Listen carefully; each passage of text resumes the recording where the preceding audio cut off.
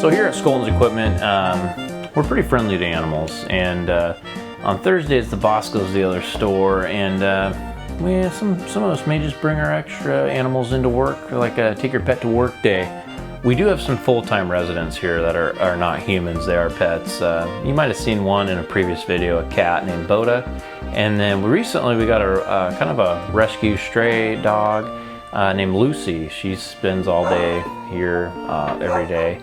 Yeah, they're good little companions in the office, and right here I brought my dog to work today. Not a permanent fixture by any means, but on Thursdays when the boss is away, everyone seems to bring their animals in. So if you're ever in here in the Linden location on a Thursday, if you bring a treat, you might make new friends. See you next time.